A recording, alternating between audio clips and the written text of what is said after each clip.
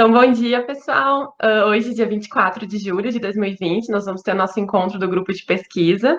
Hoje, como convidada, nós temos a doutoranda Milena Fontes.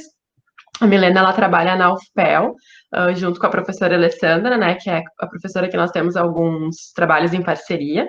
E ela vai compartilhar uma parte, então, do que ela desenvolve na tese de doutorado dela, que é sobre produção de filmes multicamadas, né, focando a aplicação de embalagens alimentares.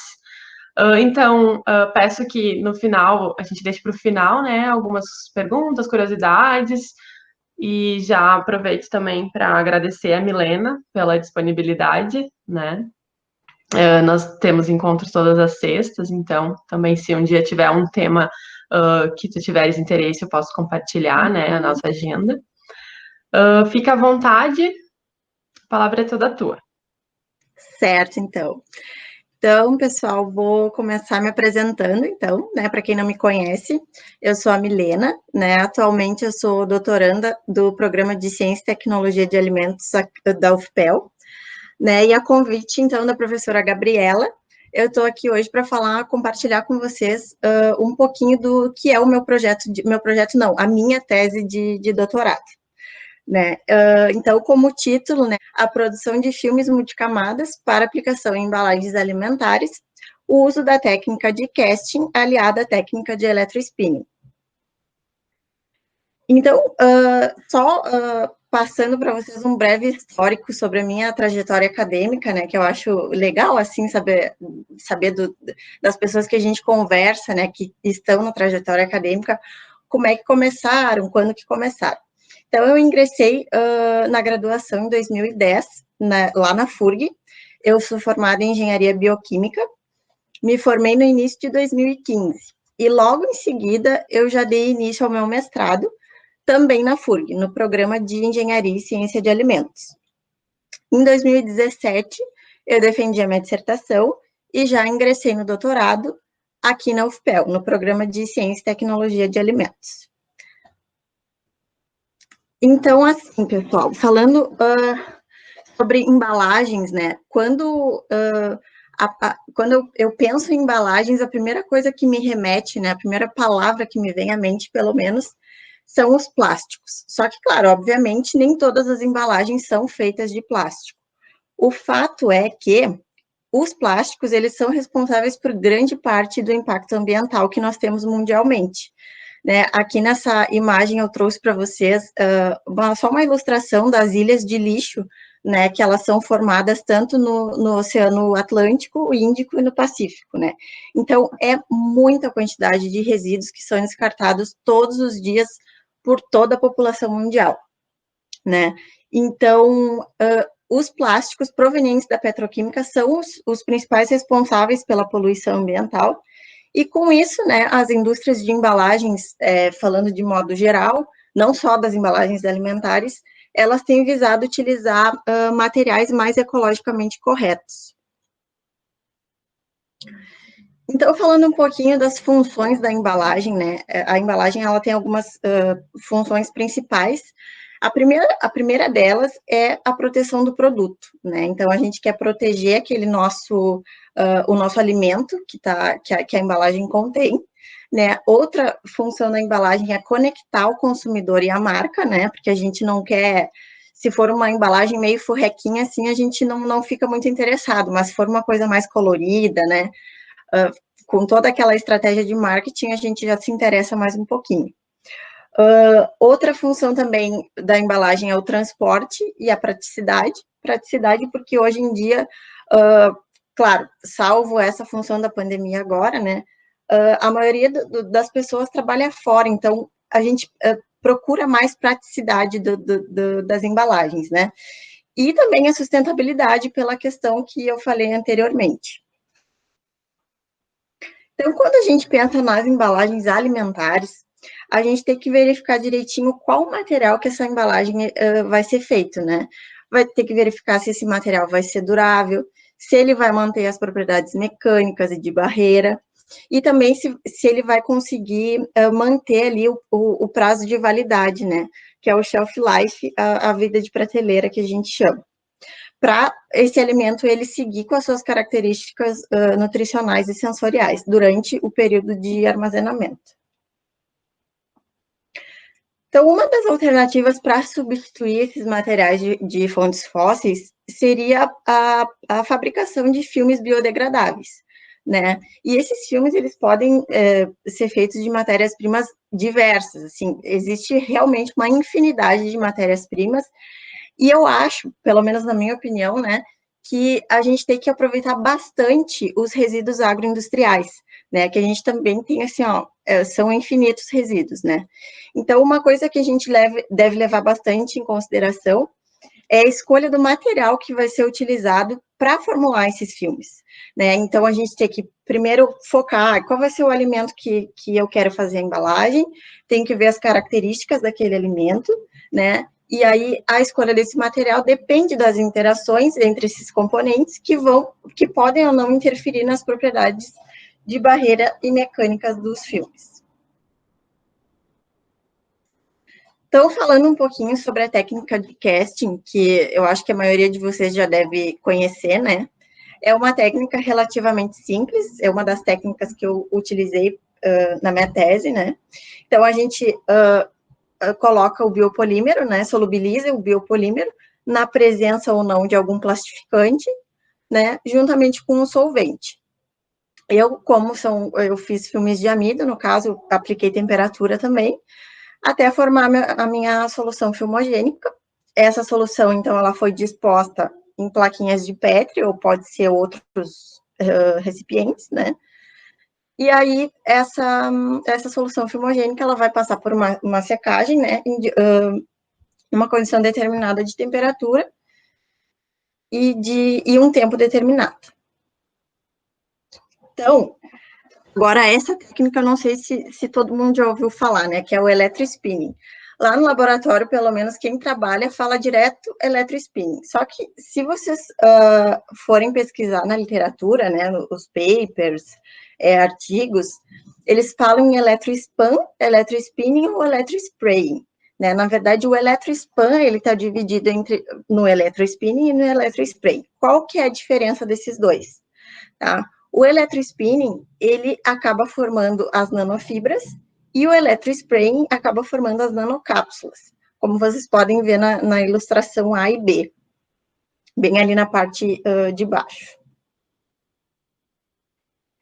Então, agora eu vou explicar para vocês como é que funciona essa técnica do electrospinning, então. Então, a gente tem basicamente 4 componentes principais, tá? Que é uma fonte de alta tensão, a bomba infusora, a seringa, que vai conter a nossa solução polimérica, e o nosso coletor aqui, que ele pode ser tanto estático como rotativo. No meu caso, eu nunca fiz nenhum experimento com coletor rotativo, então eu utilizo direto o estático. Bom, então como é que funciona a brincadeira, né? Existem aqui diversos parâmetros que a gente tem que controlar, né? A Luísa esteve lá comigo fazendo alguns testes, né? Alguns experimentos, e eu acho que ela viu que realmente não é tão fácil assim, né? Então, esses parâmetros, né, que a gente tem que levar em consideração, todos eles vão influenciar no material que vai ser formado ali no coletor. Então, tá, então, ligamos a fonte de alta tensão para funcionar o equipamento, né? E aqui na pontinha dessa agulha, a gente vai ter um eletrodo positivo e, juntamente ao coletor, a gente vai conectar um eletrodo negativo. Então, quando a gente ligar a fonte de alta tensão, vai ocorrer uma atração, então, dessa solução polimérica que está aqui, né? Então, essa solução vai acabar sendo estirada até o coletor, formando as nanofibras. Aqui está em destaque o cone de Taylor, né, que esse cone de Taylor, ele é formado quando a gente aplica a tensão, né, ele forma esse biquinho assim, carregado positivamente, e isso que vai estirar a solução até o coletor. Variáveis que a gente tem que levar em consideração, por exemplo, uma das variáveis que eu não coloquei aqui é a viscosidade dessa solução. Por exemplo, se a gente tem uma viscosidade muito baixa, né, o que provavelmente vai acontecer? vai formar essa gotinha na ponta da agulha e provavelmente essa solução ela vai ser espirrada até o coletor e, consequentemente, vai formar as nanocápsulas. Se a solução polimérica ela tem uma viscosidade um pouquinho maior, né, mais grossinha, a tendência, então, é formar as nanofibras. Só que, claro, não é só isso, né? A gente tem que testar várias e várias condições, né? Mudar aqui o valor da fonte de tensão, mudar os valores da taxa aqui da bomba infusora. Tem gente que utiliza taxas baixíssimas, como, por exemplo, 0,1 ml por hora, ou pode utilizar 1 ml por hora, né? Então, tudo isso vai influenciar. Outra coisa também que vai influenciar é a condutividade elétrica da solução, né? Então, se é uma solução que ela é mais condutiva, vai ser melhor, então vai conseguir puxar mais fácil para o coletor. A distância também entre aqui a pontinha da agulha e o coletor, ela vai influenciar na formação do material, né? A gente pode deixar um pouquinho mais perto, um pouquinho mais longe. O tipo de solvente que a gente utiliza também a gente deve levar em consideração. Por exemplo, eu utilizo uma mistura de solventes na proporção 3:1 de cloroformo e acetona. Então, o tipo de solvente também vai afetar a formação. E também o polímero que a gente está utilizando, né? Geralmente polímeros assim que têm uma massa molecular um pouco maior tendem a formar fibras mais facilmente. Então, quais são as vantagens de utilizar a técnica de eletrospinning? Então, essa técnica ela forma materiais nanoestruturados. É um processo simples, né, de relativamente um custo baixo. Produz materiais de grande área superficial. Pode formar nanofibras porosas ou não. Mas, por último, e não menos importante, né, essa técnica ela consegue aprisionar alguns compostos bioativos que são, por exemplo, óleo essencial. Eu trabalho com óleo essencial, né, com óleo da pimenta rosa. Óleo essencial é sensível à temperatura. Então, se eu fosse utilizar outro processo, né, poderia prejudicar o andamento. Então, como o eletro ele utiliza condições brandas de temperatura e pressão, seria o ideal para aprisionar alguns compostos bioativos mais sensíveis. Então, aqui eu só trouxe para vocês um guia, né, sobre... É mais ou menos assim que funciona, só que isso aqui, lá na hora, a gente não consegue enxergar muito bem, fica meio no transparente, né, aqui como esse fundinho aqui tá preto, dá para a gente materializar melhor o processo, né, visualizar melhor. Então, assim, eu aliei essas duas técnicas, né, no meu doutorado. Eu utilizei o casting e o eletrospinning. Então, o que eu fazia? Eu fazia os filmes pela técnica de casting, colava no coletor e, por cima, eu colocava as nanofibras. Então, aqui eu trouxe 2 artigos para vocês, que não são meus, né, mas só para ilustrar o que seriam as multicamadas, né. No meu caso, eu acabei fazendo só uma estrutura bicamada, mas vou explicar para vocês como que seria uma das opções, né? Porque existem diversas configurações, e se a gente também der asas à imaginação, a gente pode fazer N configurações. Nesse artigo aqui, eles fizeram estruturas multicamadas com PHBV, que é um polímero renovável, não sei se vocês já ouviram falar, com uma camada intermediária de nanofibras de zeína, né? Então, eles fizeram uma estrutura sanduíche, que eu chamo, né? Então, eles tinham uma camada de polidroxibutirato covalerato, as nanofibras de zeína e outra camada de PHBV, né? Então, o que eles fizeram? Eles termoprensaram isso, né? E fizeram a moldagem desses filmes por compressão e por fundição, que também utilizaram a técnica de casting. Então, eles fizeram esse sanduíche, né, e verificaram que a adição das fibras de zeína nessa camada intermediária melhorou as propriedades de barreira oxigênio através das duas tecnologias que eles usaram. Então, os autores, né, eles ressaltam que essa abordagem multicamadas, né, seria uma maneira nova de desenvolver estruturas antimicrobianas à base de biopolímeros, né, para aplicação em embalagens alimentares. Então, aqui só para ilustrar, ó, a zeína, ela fica bem no meio, seria, na verdade, o recheio, né, do sanduíche. Nesse outro artigo, eles fizeram praticamente a mesma estrutura, sanduíche, né? Só que com amido e as fibras de policaprolactona carregadas com carvacrol. Então, eles tinham o amido, as nanofibras e o amido, né? Moldaram também por termocompressão. Só que eles verificaram que o efeito antimicrobiano desse material multicamada foi mais demorado em relação apenas às nanofibras, né? Então, nesses filmes, né, houve uma grande redução na permeabilidade ao vapor de água em relação aos filmes só de amido. Mas, de resto, nas outras propriedades funcionais, não houveram alterações para fins de embalagens alimentares. Opa, passei aqui. Então, essa fotinha que eu trouxe aqui do MEV é de um dos meus tratamentos, né? Então, por que eu optei em não fazer o tal do sanduíche, né? Porque o que eu pensei? Como né, no artigo anterior ali explica que o efeito antimicrobiano ele foi retardado, né? Como eu queria, a minha intenção era que as minhas nanofibras ficassem em contato direto ou indireto, mais perto, mais próximas do alimento, né? Aí eu pensei assim, poxa, se eu fizer um sanduíche, eu vou estar meio que anulando o efeito das minhas nanofibras, que é onde está a funcionalidade, né? Então, eu optei por deixar só uma estrutura bicamada, com o filme de amido e as nanofibras em cima. Então, assim, no meu projeto inicial, né, eu não sei, a maioria do pessoal acho que está na pós aí, né, que está participando da videochamada.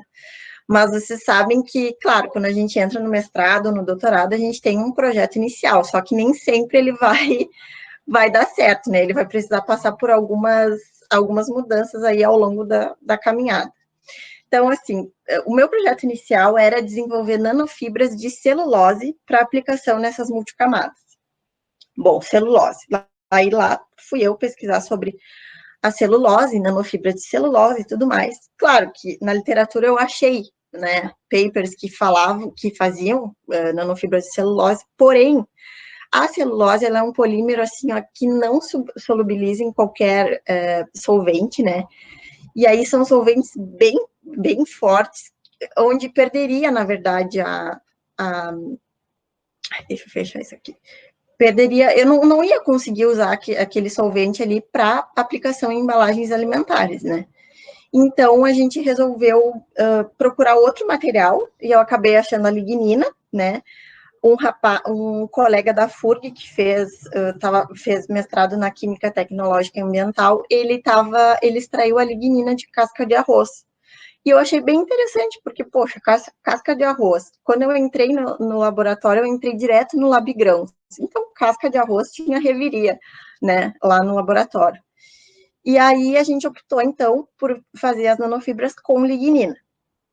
Então, o projeto teve mudanças, então, o objetivo final foi desenvolver nanofibras de PLA, lignina e óleo essencial de pimenta rosa, que é a aroeira. Vocês devem conhecer também essa árvore, né? E aí, por que também o óleo essencial da pimenta rosa? Porque outro colega, né, na época tinha acabado de defender o doutorado, já tinha trabalhado com esse óleo essencial, só que ele tinha trabalhado com filmes pelo método de casting. Então, ninguém tinha usado ainda esse óleo essencial para fazer nanofibras pelo eletrospinning. Aí eu resolvi ter esse pioneirismo aí. Então, com esses meus 4 materiais principais, né, eu acabei desenvolvendo o projeto. O PLA, né, por que o PLA? Né, porque ele é derivado de fontes naturais, como milho, cana-de-açúcar, ele é sintetizado por bactérias ácido-láticas via fermentação, é um polímero biodegradável, biocompatível, tem propriedades mecânicas interessantes e também é aprovado pelo FDA para aplicação em embalagens alimentares. Então, para falar da lignina, né, a gente tem que falar da casca de arroz. Então, nesse ano de 2020, a estimativa é que a produção brasileira de arroz gira em torno de 11 milhões de toneladas, né? Então, se a gente fizer um cálculo, considerando que 20% de peso do arroz é casca, a gente vai gerar em torno aí de 2,2 milhões de toneladas de casca. Então, essa casca ela é um resíduo, né?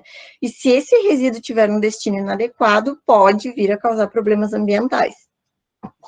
Então, considerando que a lignina, que 20% da casca do arroz é lignina, então a gente vai estar gerando 500 mil de toneladas de lignina.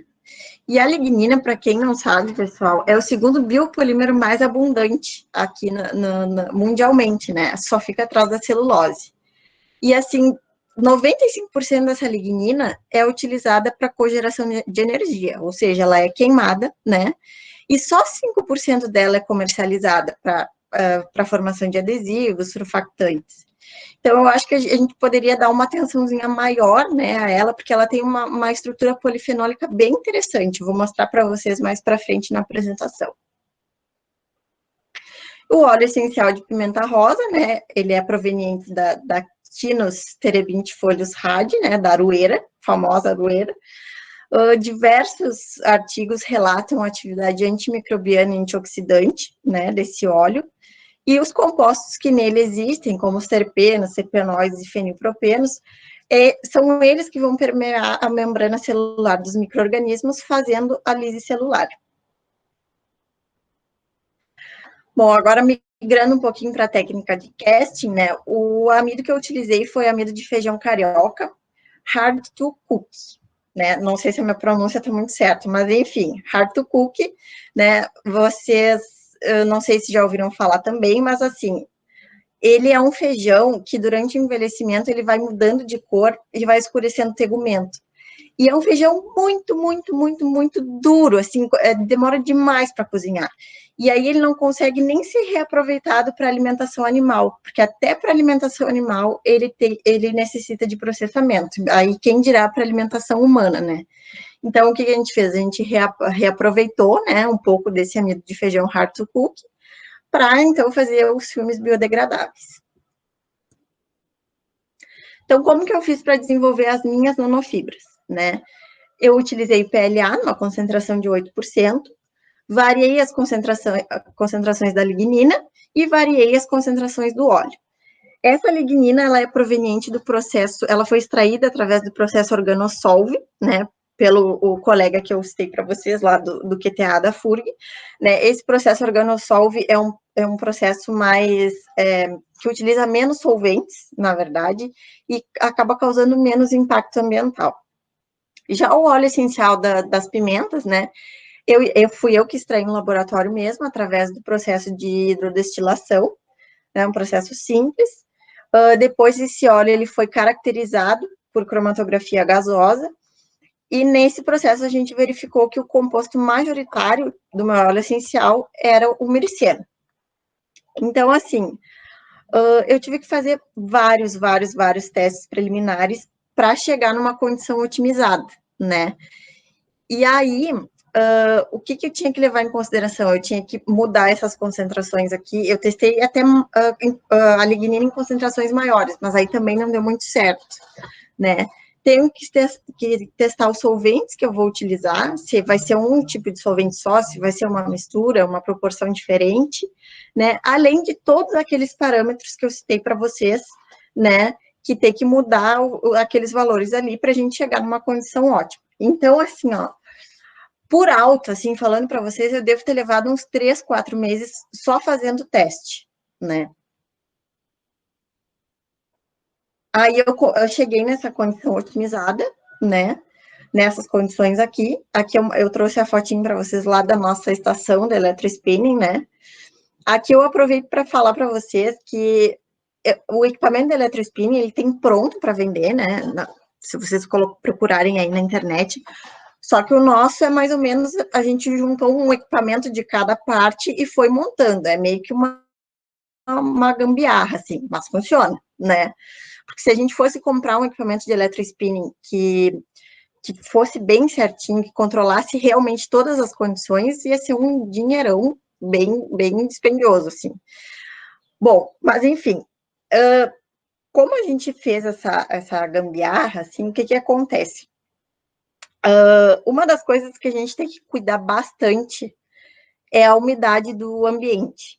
Dependendo do polímero que vocês vão utilizar, por exemplo, a azeína A zeina a gente não consegue trabalhar com ela com a umidade acima de 30% a 40% no máximo. Então, se vocês pegam um dia úmido, sei lá, que esteja 70% de umidade, infelizmente, se a gente não conseguir controlar a umidade, a gente não vai conseguir trabalhar, vai ser um dia perdido, né? No meu caso, como eu utilizei o PLA, eu conseguia tranquilamente, dias que tinha 60% de umidade, 70%, eu conseguia coletar as minhas amostras, né? Mas aqui, assim, por exemplo, a zeína é quase que impossível, ela não forma as fibras ali no coletor, e aí não tem como trabalhar. Por quê? Porque as nossas condições ali, embora a gente se esforce para deixar as melhores condições possíveis, a gente não consegue manter, né? E uma das coisas que eu ia até comentar com vocês é a função da reprodutibilidade dos experimentos, né? Que é uma função meio complicada, porque, por exemplo, um dia tu colocou tais condições, e aí na semana que vem, no outro dia lá, tu botou as mesmas condições, mas tu não conseguiu formar ainda assim o que tu queria. Então é uma coisa meio complicada, mas a gente vai indo, vai levando. Então, para caracterizar as minhas nanofibras, né, eu tive que fazer várias análises, como em relação aos parâmetros da solução, eu avaliei a condutividade elétrica, a viscosidade aparente, né, e aí já com as nanofibras formadas, eu avaliei a morfologia e o diâmetro dessas nanofibras através da microscopia eletrônica de varredura, avaliei as propriedades termogravimétricas, os grupamentos funcionais, a molhabilidade, atividade antimicrobiana e atividade antioxidante. Então, aqui eu trouxe uma fotinho para vocês, né, dos meus tratamentos. Como eu resolvi combinar todos os tratamentos, né, das 3 concentrações de lignina e das 3 concentrações de óleo, eu acabei tendo 16 tratamentos, né. Então, aqui eu apresento para vocês também, que eu acho que eu não falei ainda, os BIDs. Olhem ali na letra N, tá? Tem umas bolotas, essas bolotas aí que vocês estão enxergando são os famosos BIDs, né? Na literatura, se vocês forem ver, porque qual é o nosso objetivo? É formar as nanofibras mais homogêneas possíveis, né? De tamanhos homogêneos, ela, né, toda bonitinha ali. Porém, porque daí vocês imaginam, vocês já olham para uma imagem assim cheia de bolota, né? E, não, isso aqui não tá bom. Só que não é bem assim. Tem gente que defende os BIDs e tem gente que não defende os BIDs, né? Porque o que acontece? Como ele forma esse bolsão, né, essa bolota, pode estar aprisionando o composto bioativo ali. E pode vir a liberar esse composto gradativamente, né? Aí aqui eu trouxe para vocês uma fotinho do ensaio de molhabilidade, né, que é o ângulo de contato. Aqui eu verifiquei que as minhas fibras, elas são hidrofóbicas, né? A lignina, ela já tem um caráter hidrofóbico, o PLA também e o óleo essencial nem se fala, né? Então, nos 16 tratamentos tiveram praticamente o mesmo comportamento. Aqui eu trouxe uma fotinho do ensaio de discodifusão, né? Atividade antimicrobiana do óleo essencial de pimenta, frente à Listeria monocytogenes durante 24 horas. Aqui a gente pode observar que o meu controle está minadaço de Listeria. E no meu experimento, que eu coloquei só uma gotinha de óleo em cada disquinho, né? Não cresceu absolutamente nada. Aqui nessa fotinho,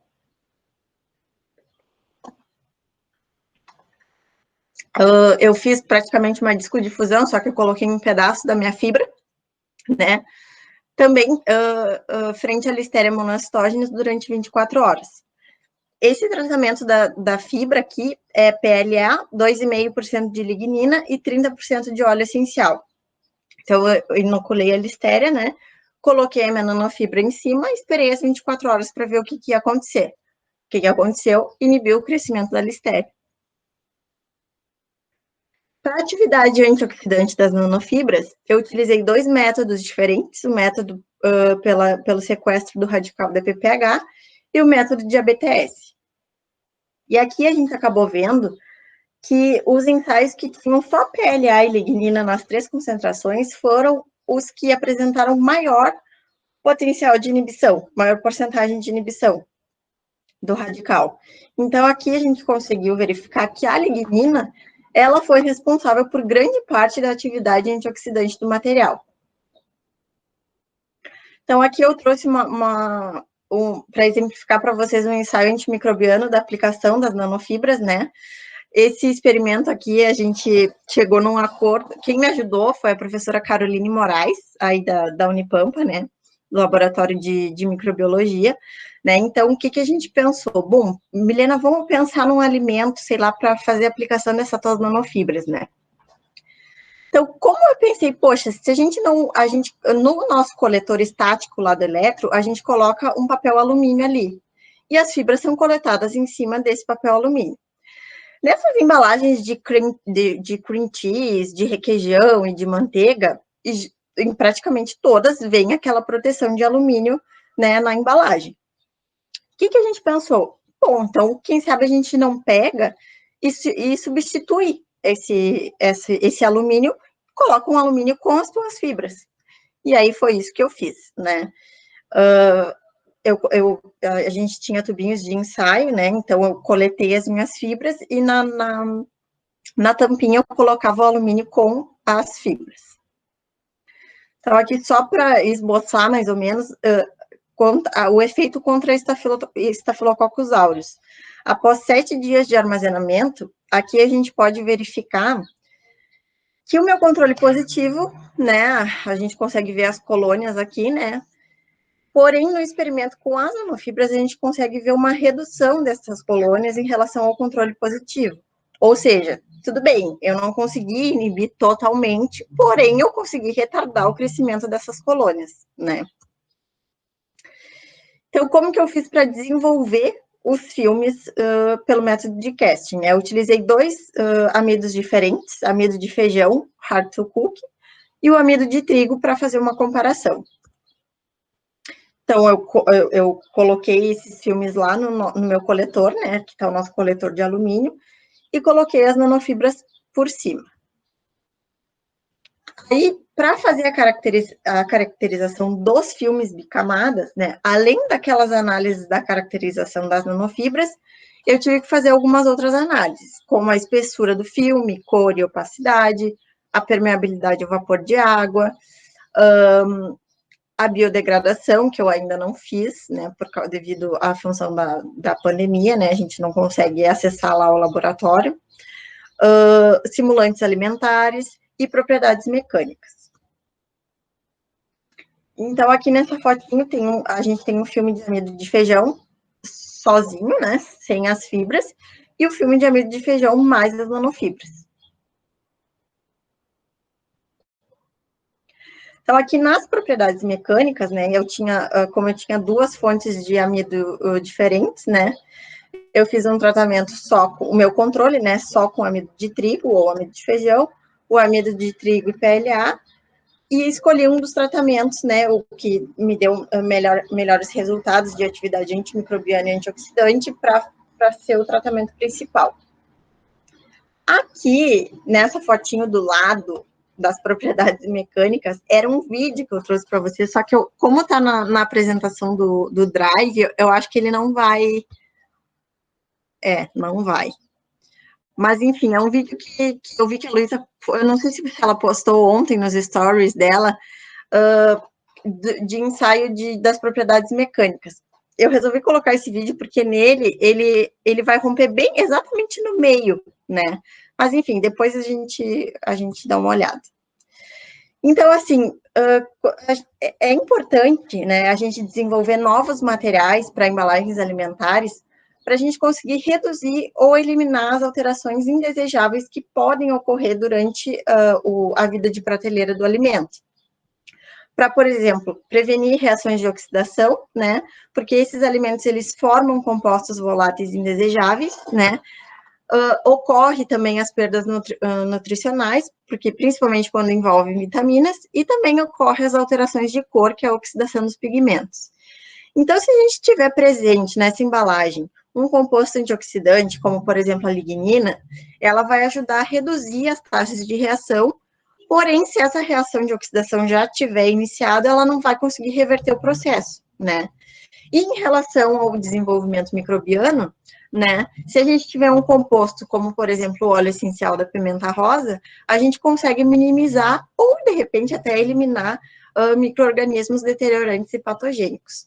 Né? No meu caso, eu fiz testes com 4 bactérias diferentes, né, 2 gram-positivas e 2 gram-negativas, e funcionou melhor com a Staphylococcus aureus e com a Listéria. Aí, para o final, eu resolvi trabalhar só com essas 2 bactérias.